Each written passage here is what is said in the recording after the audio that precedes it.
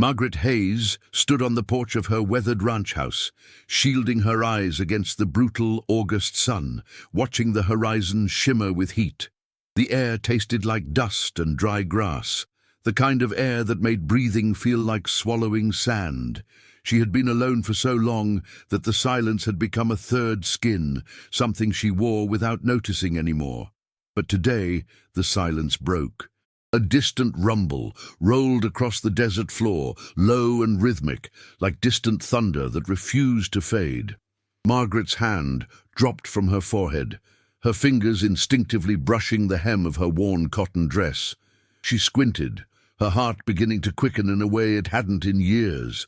A cloud of dust rose from the south, thick and dark, spreading across the land like a stain. At first, she thought it might be a cattle drive, though no one used this route anymore. Then she considered soldiers, but the army rarely traveled in such numbers unless they were hunting. Her breath caught when the shape of the cloud began to take form. Horses, hundreds of them, and riders moving with a discipline that made her throat tighten. Margaret's hand gripped the wooden railing of the porch, her knuckles whitening. She had lived through enough in this territory to know that large groups of riders meant trouble. Bandits, raiders, men who took what they wanted and left nothing but ash. She stepped back toward the door, her mind racing through the pitiful options she had. Her rifle was inside, but what good would one rifle do against a force like that? The riders grew closer, and now she could make out details: feathers, long black hair, painted horses. Apache. Her stomach dropped. The Apache had been pushed further south years ago, their presence in this region nearly erased by broken treaties and violent campaigns. Seeing them here, in such numbers, meant something had shifted, something dangerous. But as the group slowed and the dust began to settle, Margaret noticed something that made her freeze entirely. At the front of the column, riding a black stallion, with a posture so straight it looked carved from stone, was a man she recognized. Not from recent memory, but from a moment 5 years ago that still burned in her chest like a coal she couldn't spit out. Daniel Crow. She would have known him anywhere, even though he looked nothing like the boy she remembered. That boy had been thin, almost fragile, with uncertain eyes, and a voice that stumbled over his own words. The man before her now was broad-shouldered, his arms thick with muscle, his chest bare except for a beaded vest that caught the sunlight. His black hair fell past his shoulders, and his face, though still young, carried the hard lines of someone who had survived things most men didn't. Margaret's breath came shallow and fast. She couldn't move. She couldn't look away. Daniel raised one hand, and the entire column of warriors stopped as one. The silence that followed was heavier than the rumble of hooves had been. 500 men, maybe more, all watching her, all waiting. Daniel dismounted with the fluid grace of someone who had spent more time on horseback than on foot. He walked toward her slowly, his moccasins making no sound on the dry earth. Margaret wanted to step back, to retreat into the house and bar the door, but her legs refused to obey. She stood there, pinned by his gaze, feeling something she hadn't felt in years. Shame, because she remembered what she had said to him. She remembered the day he had come to her, hat in hand, barely old enough to grow a full beard, and asked if she would consider him when her mourning period ended. She'd been 38 then, recently widowed, bitter and raw with grief. And she had looked at this boy, this half-Apache boy, with his earnest eyes and his foolish hope, and she had said words that still tasted like poison on her tongue. "You're too weak. You're nothing. Go find someone your own age and stop embarrassing yourself." She had said it in front of the entire town, in front of the general store where everyone could hear. She had wanted to hurt him, to make him go away, because his kindness had felt like an insult in the face of her loss. And he had left. Without a word, without anger. He had simply turned and walked away, and she had never seen him again. Until now. Daniel stopped a few feet from the porch, his dark eyes studying her with an intensity that made her skin prickle. He didn't smile. He didn't speak. He just looked at her, and in that look, Margaret saw everything she had feared and everything she had tried to forget. Finally, he spoke, his voice deeper than she remembered, rough like wind over stone. Margaret Hayes. She swallowed hard, her throat dry. Her voice came out smaller than she wanted. Daniel. He tilted his head slightly, and for a moment something almost like amusement flickered in his eyes. You remember me? It wasn't a question. She nodded, unable to form words. Her heart hammered against her ribs, and she hated herself for the way her hands trembled. Daniel glanced back at the warriors behind him, then returned his gaze to her. When he spoke again, his tone was calm, almost gentle, but it carried a weight that made her chest tighten. I didn't come here for you. The words hit her like a slap, but before she could react, he continued. I came because this land is going to burn. The railroad men are moving in from the east. The army is pushing from the north. Anyone caught in between will be crushed. You're in between. Margaret blinked, struggling to process his words. She had heard rumors about the railroad, about land grabs and forced sales, but she had assumed her ranch was too small, too insignificant to matter. Why do you care? Daniel's jaw tightened, and for a moment she thought he wouldn't answer. Then he exhaled slowly, his gaze never leaving hers. Because you're going to die out here if someone doesn't help you. And I don't let people die when I can stop it. Margaret's breath hitched. She wanted to ask why, wanted to demand answers, but the words tangled in her throat. Instead, she looked past him at the sea of warriors, their faces impassive, their presence overwhelming. If you were this woman, living alone for years, would you let two strangers step into your home on a night like this? Would you trust a man you once rejected, knowing he returned with the power to destroy you or save you? Daniel stepped closer. Close enough that she could see the scar running along his collarbone, close enough that she could smell leather and smoke and something wild. I'm not asking for your trust, Margaret. I'm telling you what's coming.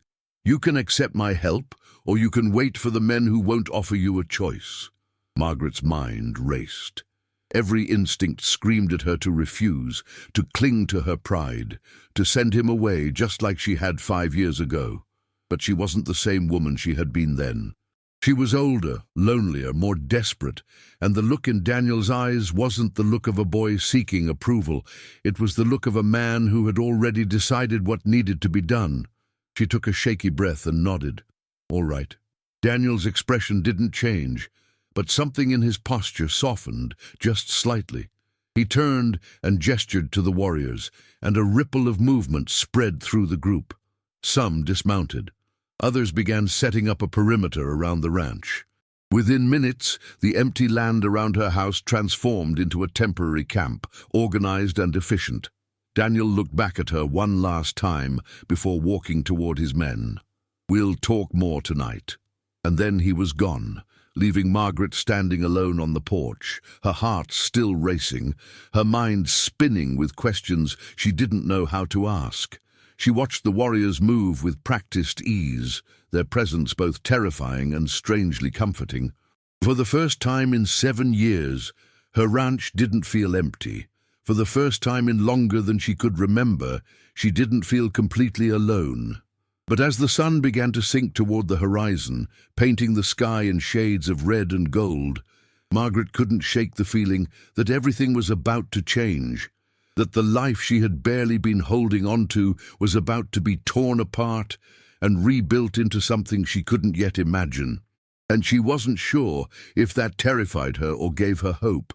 Margaret stood in the doorway long after the sun had set, watching the campfires flicker across the desert like scattered stars. The warriors moved quietly, their voices low and rhythmic, speaking in a language she didn't understand but found strangely soothing. She had spent so many nights in silence that the sound of other people, even strangers, felt almost unreal. She finally forced herself to step inside, her legs shaky from standing too long. The house felt smaller now, more fragile, as if the walls couldn't possibly contain everything happening just outside. She lit a lantern and set it on the rough wooden table, her hands still trembling slightly. She needed to do something, anything, to keep her mind from spiraling. Margaret pulled out a tin of coffee and began preparing a pot, her movements automatic. She had learned long ago that keeping her hands busy was the only way to quiet the noise in her head. But tonight, the noise was louder than usual. Daniel's face kept appearing in her mind, overlaid with the memory of the boy he had been. She couldn't reconcile the two images. The boy had been soft-spoken, hesitant, almost apologetic in his existence. The man who stood before her today was none of those things. A knock on the door made her jump, the tin slipping from her fingers and clattering onto the table. She pressed a hand to her chest, feeling her heart hammer beneath her palm, and crossed the room slowly. When she opened the door, Daniel stood there, alone, his expression unreadable in the dim light. "May I come in?" His voice was quieter now, almost gentle, and it disarmed her more than his earlier intensity had. She stepped aside without a word, and he entered, his presence filling the small space in a way that made the air feel thicker. He was taller than she remembered, or maybe she had just forgotten what it felt like to stand close to a man. Margaret gestured toward the table, and Daniel sat, his movements careful, as if he were trying not to take up too much room. She poured 2 cups of coffee, her hands steadier now, and set one in front of him before sitting across the table. The silence stretched between them, heavy but not uncomfortable. Daniel wrapped his hands around the cup, his fingers scarred and calloused, and stared into the dark liquid. Margaret studied him, trying to understand what had happened in the years since she had last seen him. He looked like he had lived several lifetimes in that span. Finally he spoke, his voice low and measured. "After you sent me away, I left this territory. I went south, into Apache land, looking for my mother's people. I thought maybe I could find a place where I belonged." Margaret's chest tightened. She had never thought about what happened to him after that day. She had assumed he would move on, find work somewhere else, forget about her. She had never imagined he would go searching for something she had taken from him with her words. Daniel continued, his gaze still fixed on the coffee. "It took me a year to find them. When I did, they didn't trust me. I was too Irish, too white, too soft. They tested me over and over until I stopped being soft. I learned to survive. I learned to fight. I learned what it meant to be strong." He paused, his jaw tightening, and Margaret saw the shadow of pain cross his face. "I earned their respect. And when the army came, when they tried to push us out, I helped lead the resistance. Not because I wanted war, because I didn't want to lose the only family I had left." Margaret's throat felt tight. She wanted to say something, to apologize, to explain, but the words felt too small, too inadequate. So she stayed silent, letting him speak. Daniel finally looked up, his dark eyes meeting hers. "I didn't come back here for revenge, Margaret. I'm not that boy anymore. But I also didn't come back to pretend the past didn't happen." Margaret swallowed hard, her voice barely above a whisper. "Why did you come back?" Daniel leaned back in his chair, his gaze never leaving hers. "Because I heard what happened to you. I heard your husband died. I heard your neighbors stole your land. I heard the town turned its back on you. And I knew what that felt like." Margaret's eyes stung, and she looked down at her hands, her fingers wrapped tightly around her cup. She hadn't cried in years, and she refused to start now, especially not in front of him. "You don't owe me anything," she said, her voice rough. Daniel's expression softened, just slightly. "No, I don't. But that doesn't mean I'm going to stand by and watch you lose everything." The words hung in the air between them, and Margaret felt something crack open inside her chest. Something she had kept locked away for so long she had forgotten it was there. She looked up at him, her vision blurred, and saw something in his eyes that terrified her.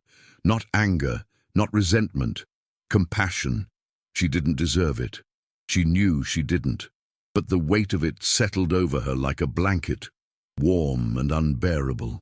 Margaret cleared her throat, forcing herself to focus. "You said the railroad is coming. What do they want?" Daniel's expression hardened again, his jaw tightening. "They want the land. All of it. They're buying up everything they can, and what they can't buy, they take. They've got the army backing them, and they've got men who don't care who gets hurt in the process. Margaret's stomach twisted. She had suspected as much, but hearing it confirmed made it real in a way it hadn't been before. "What can I do?" Daniel leaned forward, his gaze intense. "You can let me help you. You can let my men set up a defense, and you can trust that I'm not going to let them take what's yours." Margaret wanted to argue, to insist she could handle it herself. But the truth was, she couldn't. She had been barely surviving for years, and now she was facing something far bigger than she could fight alone. She nodded slowly, her voice small. "All right." Daniel stood, and Margaret rose with him. They stood facing each other in the small kitchen, the lantern casting long shadows on the walls. For a moment, neither of them moved. Then Daniel reached out, his hand hovering near her shoulder, as if asking permission. When she didn't pull away, he let his hand rest there, his touch warm and steady. "You're not alone anymore, Margaret." The words broke something inside her, and she felt a tear slip down her cheek before she could stop it. She looked away quickly, embarrassed, but Daniel didn't move. He just stood there, his hand still on her shoulder, waiting. When she finally looked back at him, his expression was gentle, understanding, and it made her chest ache. "Get some rest," he said quietly. "Tomorrow's going to be a long day." He stepped back, his hand falling away, and walked toward the door. Before he left, he turned back, his gaze holding hers for one last moment. "Thank you for letting me in." And then he was gone, the door closing softly behind him. Margaret stood alone in the kitchen, her heart pounding, her cheeks wet with tears she hadn't meant to shed.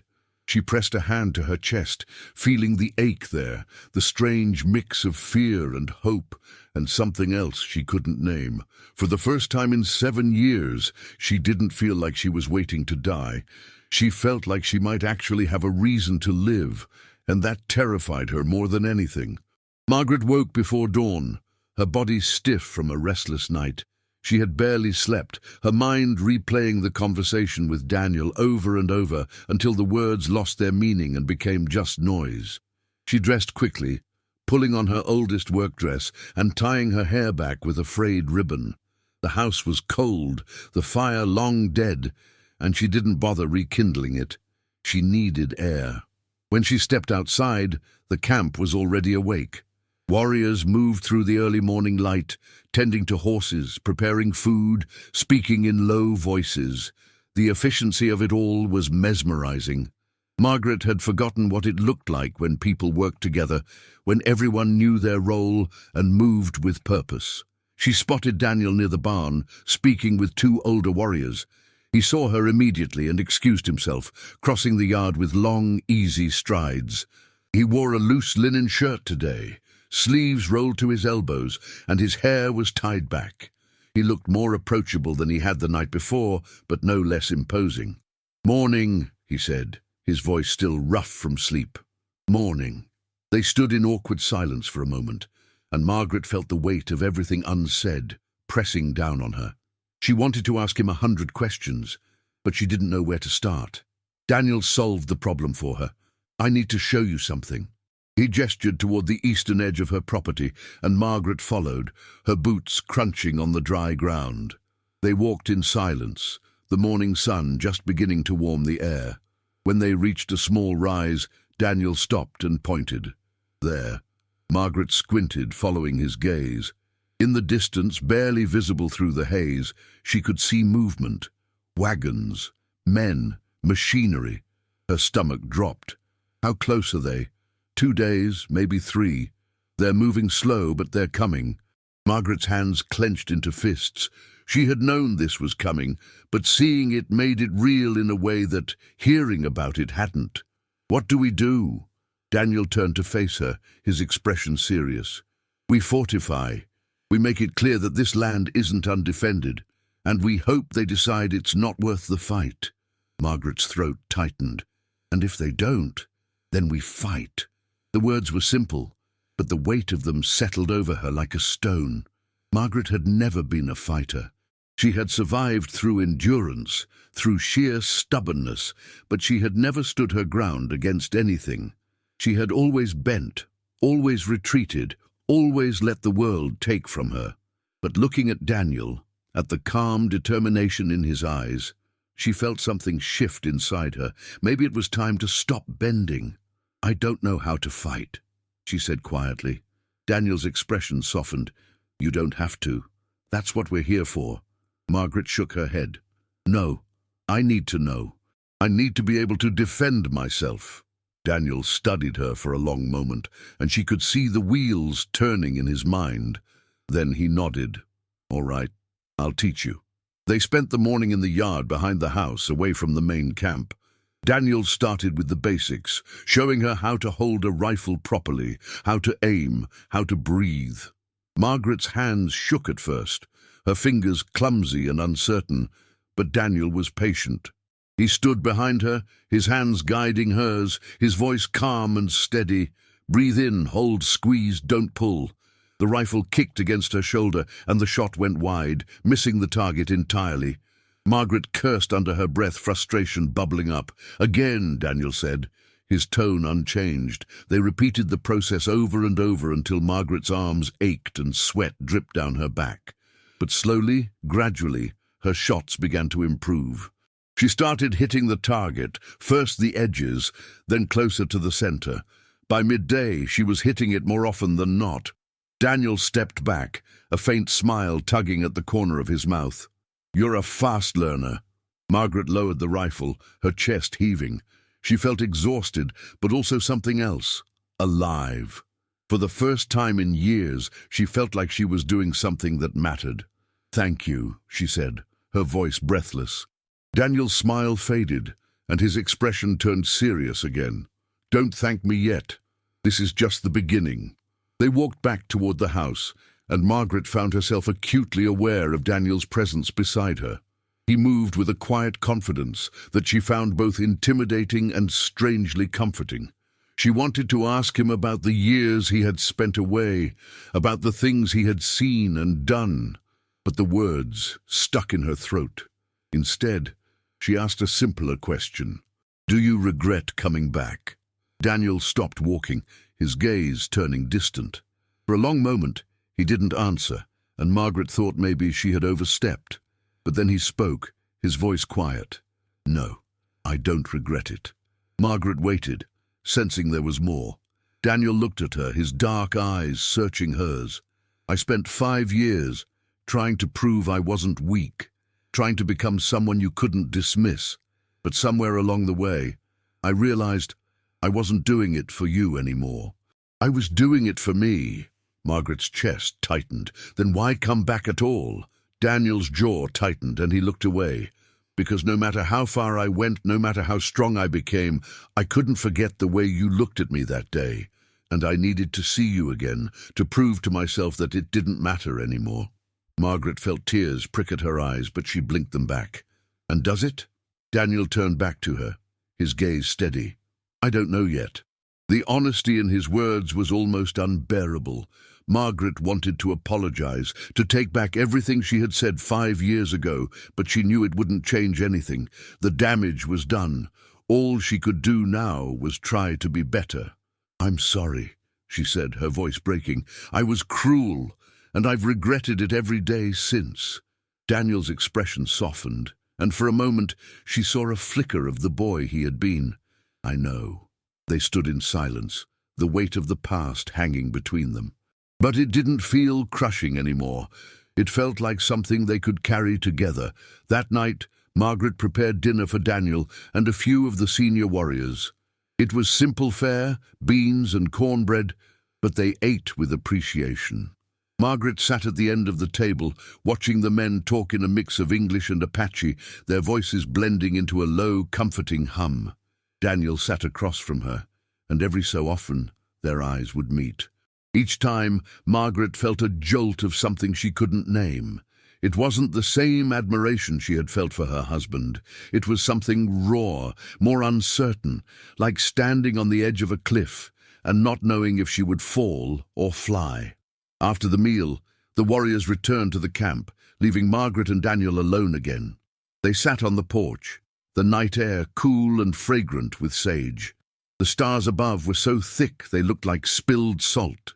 Daniel leaned back against the railing, his gaze on the horizon. Tomorrow we start building defenses, trenches, barricades, anything to slow them down. Margaret nodded, her hands folded in her lap. And after that? Daniel glanced at her, his expression unreadable. After that, we wait. Margaret's stomach twisted, but she didn't let it show. She had spent so much of her life waiting, always for something she couldn't control. But this time, she wasn't waiting alone. She looked at Daniel, at the strong, scarred man he had become, and felt a flicker of something she hadn't felt in years. Hope. The next 3 days passed in a blur of activity. Margaret found herself swept up in the rhythm of the camp, working alongside the warriors as they dug trenches and erected barriers. Her hands blistered, her back ached, but she refused to stop. Every shovel of dirt felt like defiance, like proof that she wasn't going to let the world take anything else from her. Daniel worked beside her often, his presence a constant source of both comfort and tension.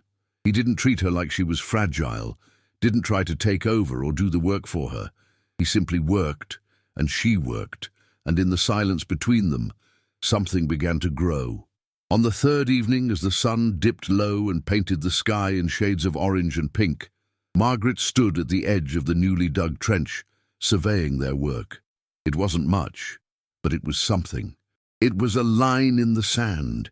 Daniel appeared beside her, his shirt damp with sweat, his hair falling loose around his shoulders. "You did good today." Margaret smiled faintly. "I'm not used to being useful." Daniel's gaze softened. "You've always been useful, Margaret. You just forgot." The words settled over her like a balm. Soothing wounds she hadn't known were still open. She looked up at him, and for a moment the world seemed to narrow to just the two of them. Daniel reached out, his hand brushing a strand of hair from her face. The touch was light, barely there, but it sent a shiver down her spine. She didn't pull away. His hand lingered, his thumb tracing the line of her cheek, and Margaret's breath caught. She should step back, she should say something, but she couldn't move, couldn't speak, couldn't do anything but feel. Daniel's gaze dropped to her lips, and for one breathless moment, Margaret thought he might kiss her. But then he stepped back, his hand falling away, and the spell broke. "Get some rest," he said, his voice rough. "Tomorrow might be the day they arrive." Margaret nodded, her heart still racing, and watched as he walked back toward the camp. She stood alone in the fading light, her hand pressed to her cheek where his fingers had been, and wondered if she was brave enough to reach for something she didn't deserve. Margaret lay in bed that night, staring at the ceiling, her mind refusing to quiet. The touch of Daniel's hand still lingered on her skin, a ghost of warmth that made her chest ache. She had spent so many years convincing herself that she didn't need anyone, that she was better off alone. But now that belief felt like a lie she had told herself to survive. She turned onto her side, pulling the thin blanket up to her chin. The house creaked in the wind, familiar sounds that usually comforted her, but tonight they only made her feel more alone.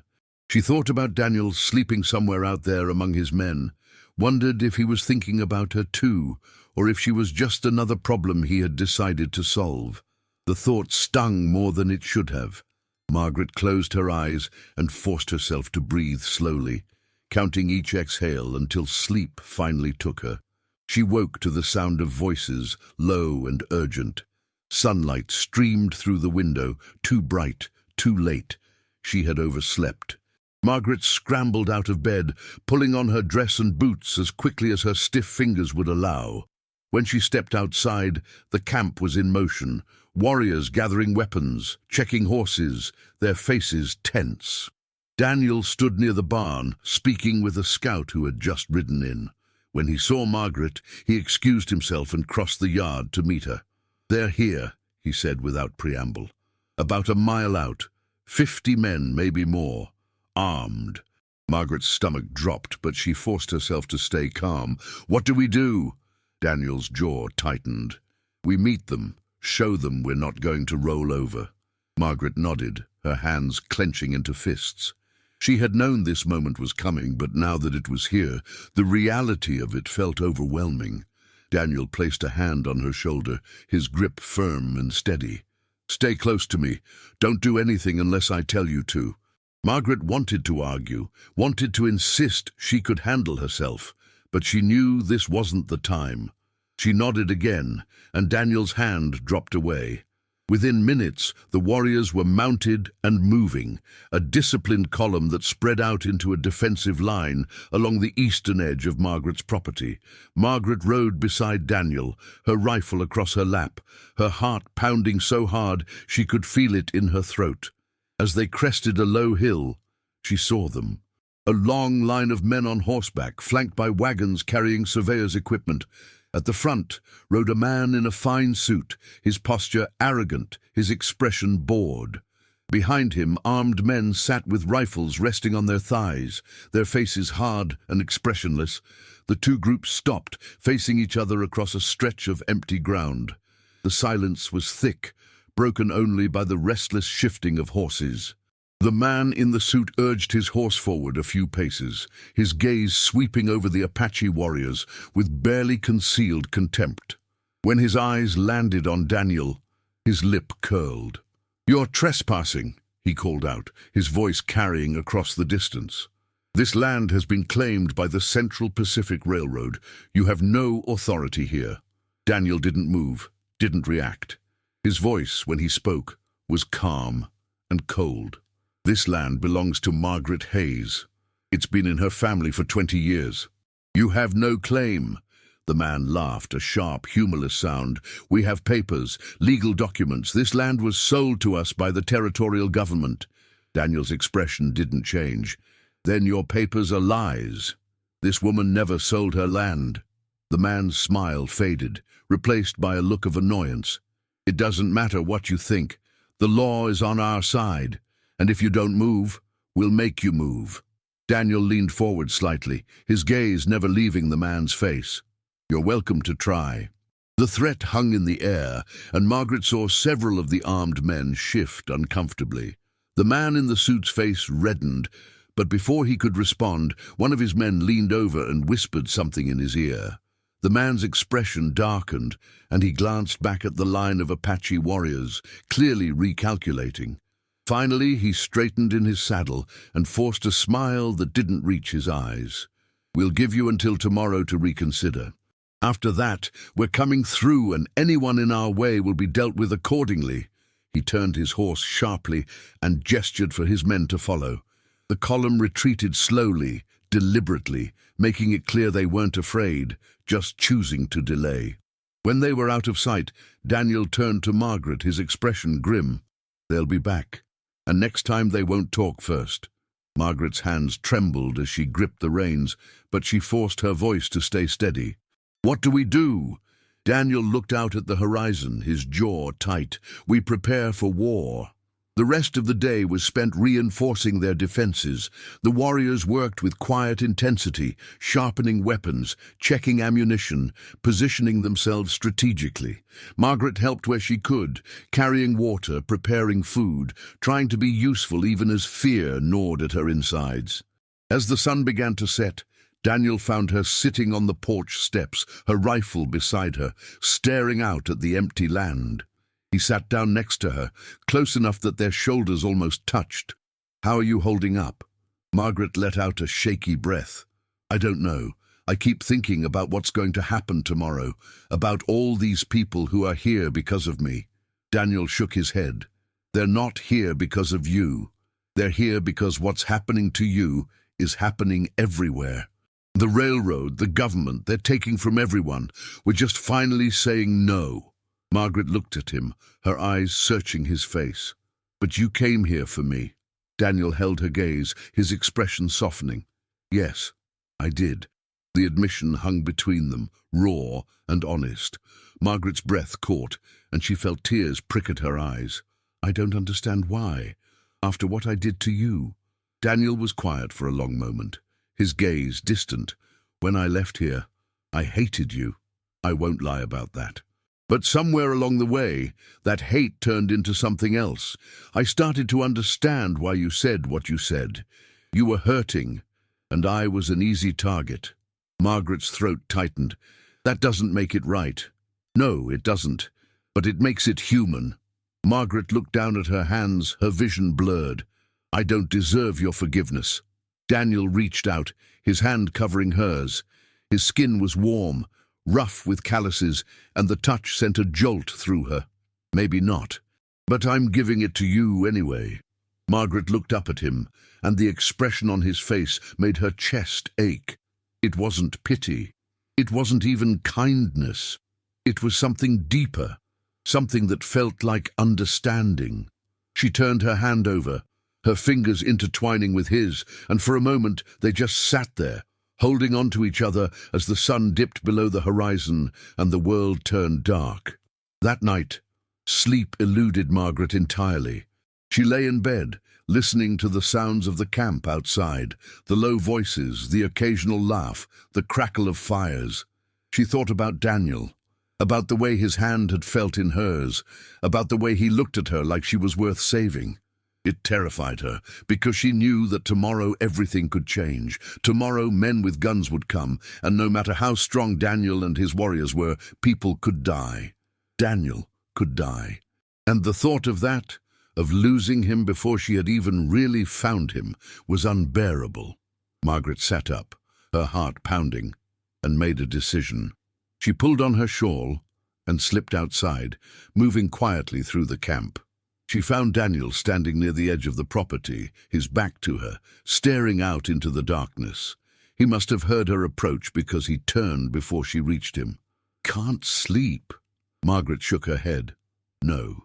Daniel studied her for a moment, then gestured for her to join him. They stood side by side, the night air cool against their skin, the stars above impossibly bright. "I'm scared," Margaret admitted, her voice barely above a whisper. Daniel didn't tell her not to be. He didn't offer empty reassurances. He just nodded. "Me too." The honesty of it surprised her.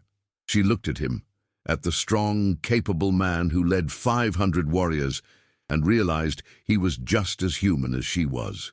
"What happens if we lose?" Daniel's jaw tightened. "We won't." Margaret wanted to believe him, but the fear wouldn't let go.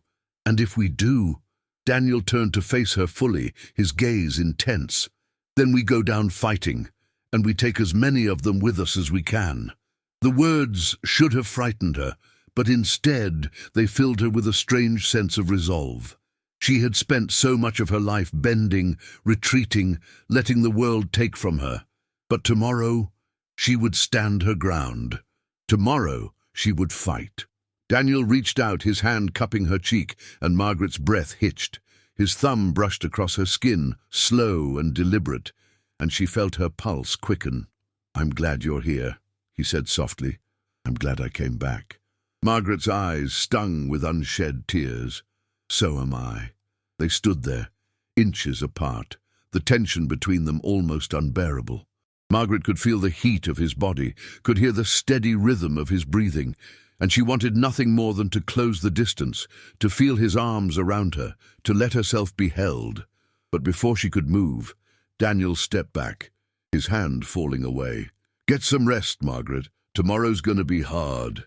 Margaret nodded, her throat too tight to speak, and watched as he turned and walked back toward the camp. She stood alone in the darkness, her hand pressed to her cheek where his touch had been, and wondered if she would ever get the chance to tell him what she was starting to feel. The dawn came too quickly.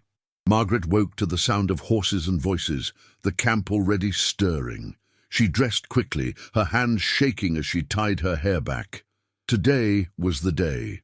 Today, everything would be decided. When she stepped outside, Daniel was already mounted, his expression hard and focused. He saw her and dismounted, crossing the yard in long strides. "Stay behind the lines," he said, his voice firm. "If things go bad, you get on a horse and you ride.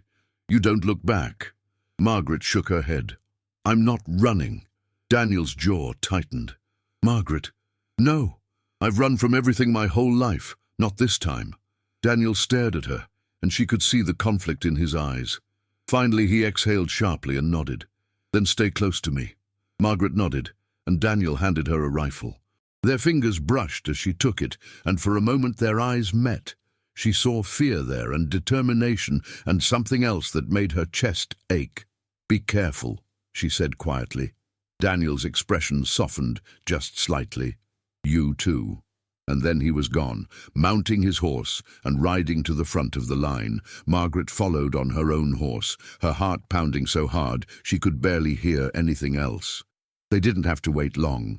Within the hour, the railroad men appeared, their numbers swollen to over 100. This time, there was no pretense of negotiation. They came in a tight formation, rifles raised, their intent clear. Daniel raised one hand, and the Apache warriors spread out, their own weapons ready. The two sides faced each other across the open ground, the air thick with tension. The man in the suit rode forward again, his expression smug. "Last chance. Move, or we move you." Daniel's voice rang out, clear and unwavering. "This land is not yours to take." The man's smile faded, and he raised his hand. The moment seemed to stretch forever, and then everything exploded into chaos. Gunfire erupted from both sides, the sound deafening. Margaret's horse reared, and she fought to control it, her heart hammering. She raised her rifle, aimed at the line of advancing men, and fired. The recoil jolted her shoulder, but she didn't stop. She reloaded and fired again, her hands moving on instinct. Around her, warriors fought with a discipline and ferocity that was breathtaking. They moved as one, covering each other, never breaking formation. But the railroad men kept coming, wave after wave, and Margaret could see their defenses beginning to falter. She caught sight of Daniel, still mounted, directing his men, his voice cutting through the chaos. And then she saw one of the railroad men raise his rifle, aiming directly at Daniel's back. Time seemed to slow. Margaret didn't think. She just moved.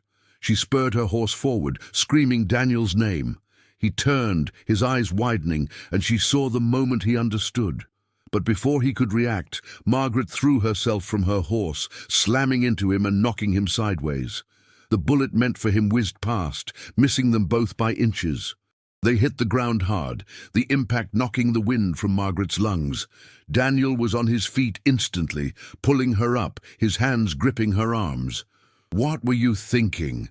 Margaret's breath came in ragged gasps, her ears ringing. "I wasn't." Daniel's expression was a mix of fury and something else, something that looked almost like fear. Before she could say anything, he pulled her close, his arms wrapping around her, holding her tight. "Don't ever do that again." Margaret's hands clutched at his back, her face pressed against his chest. "I'm sorry." Daniel pulled back just enough to look at her, his gaze intense. "You saved my life." Margaret's eyes filled with tears. "I couldn't let you die." Daniel's hand came up, cupping her face, and for one breathless moment, Margaret thought he was going to kiss her. But then gunfire erupted nearby, shattering the moment, and they both dropped to the ground. The battle raged for what felt like hours, but was probably only minutes. And then, as suddenly as it had started, it stopped. The railroad men were retreating, their ranks broken, their arrogance shattered. The Apache warriors didn't pursue. They simply held their ground, watching as the enemy fled. When the dust settled, the silence was almost deafening.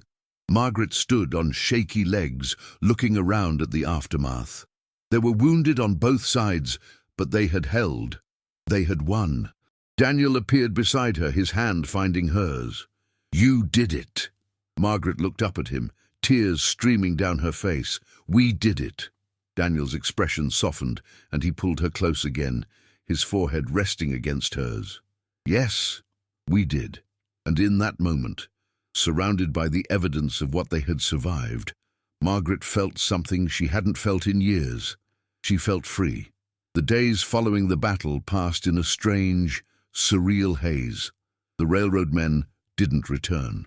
Word spread quickly through the territory that Margaret Hayes's land was defended by Apache warriors, and no one was willing to test that defense again. The camp slowly began to disband as warriors returned to their families, their duty fulfilled. But Daniel stayed. Margaret found herself falling into a rhythm with him, working side by side to repair the damage to her property, to rebuild what had been broken.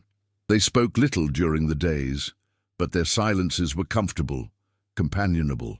And at night they would sit on the porch together, watching the stars, their hands sometimes touching, sometimes not. One evening, about a week after the battle, Daniel turned to her, his expression serious. "I need to leave soon." Margaret's heart clenched, but she forced herself to nod. "I know." Daniel's gaze searched her face. "Come with me." Margaret's breath caught. "What?" "Come with me. Back to Apache land. There's a place there for you if you want it." Margaret stared at him, her mind reeling. She had spent her entire life in this place, on this land. The thought of leaving it felt impossible, but the thought of losing Daniel felt worse. "I don't know if I can." Daniel reached out, taking her hand. "I'm not asking you to decide right now. I'm just asking you to think about it." Margaret looked down at their joined hands, her throat tight. "What would I do there?" Daniel's thumb brushed across her knuckles. "Whatever you want. You could teach. You could help with the children. You could just live." Margaret's eyes filled with tears. "And you," Daniel's gaze softened, "I'd be there, if you wanted me to be." Margaret looked up at him, and in his eyes she saw everything she had been too afraid to hope for. Acceptance, belonging, love. She squeezed his hand, her voice barely above a whisper. "I'll think about it." Daniel nodded, and they sat in silence, the night stretching out around them. That night, Margaret lay in bed, unable to sleep. She thought about everything Daniel had offered her, everything she stood to gain, and everything she stood to lose. This land had been her prison for so long, but it had also been her identity. Leaving it meant leaving behind the woman she had been. But maybe that wasn't such a bad thing. Margaret rose from bed and walked to the window, looking out at the camp. She could see Daniel's silhouette near one of the fires, his profile strong and steady, and she realized with startling clarity that she had already made her decision. She pulled on her shawl and walked outside, crossing the yard to where Daniel sat. He looked up when she approached, his expression questioning. Margaret sat down beside him, close enough that their shoulders touched. "I don't want to lose you again." Daniel's hand found hers, his fingers intertwining with hers. "You won't." Margaret turned to face him, her heart pounding. "I'll come with you." Daniel's eyes widened, and for a moment he just stared at her. Then a slow smile spread across his face, and he pulled her into his arms, holding her tight. "You mean it?" Margaret nodded against his chest, tears streaming down her face. "Yes." Daniel pulled back just enough to look at her, his hand cupping her cheek. And this time, when he leaned in, Margaret didn't hesitate. She closed the distance between them, her lips meeting his in a kiss that was soft and tentative and full of promise. When they finally pulled apart, both breathless, Daniel rested his forehead against hers. "I've waited 5 years for that." Margaret laughed, a sound that felt foreign but wonderful. "So have I. I just didn't know it." They sat together under the stars, holding each other, and for the first time in her life, Margaret felt like she was exactly where she was supposed to be. 2 weeks later, Margaret stood in the doorway of her house, looking around one last time. She had packed what little she wanted to take, leaving the rest behind. The land would be looked after by a neighboring family who had agreed to care for it in her absence. It felt strange, leaving after so many years, but it also felt right. Daniel appeared behind her, his hand resting on her shoulder. "Ready." Margaret took a deep breath and nodded. "Ready." They walked out together, and Margaret mounted the horse Daniel had chosen for her. The remaining warriors had already formed a column, waiting patiently. As they began to move, Margaret turned back one last time, looking at the house, the land, the life she was leaving behind. And then she turned forward, her gaze fixed on the horizon, on the future waiting for her. As they rode, Daniel moved his horse closer to hers, and their hands found each other, clasping tight. Margaret looked over at him, at the man who had come back for her when he had every reason not to, and felt her heart swell. "Thank you," she said quietly. Daniel glanced at her, his expression soft. "For what?" "For not giving up on me." Daniel's smile was gentle, almost sad. "I never could." They rode in silence for a while, the desert stretching out endlessly around them. And as the sun began to set, painting the sky in shades of gold and crimson, Margaret felt something she hadn't felt in years. Peace. She was leaving behind everything she had known, everything she had clung to for so long. But she was also stepping into something new, something uncertain but full of possibility. And for the first time in her life, she wasn't afraid. If this story touched your heart, stay close. There are many more nights under western skies waiting for you.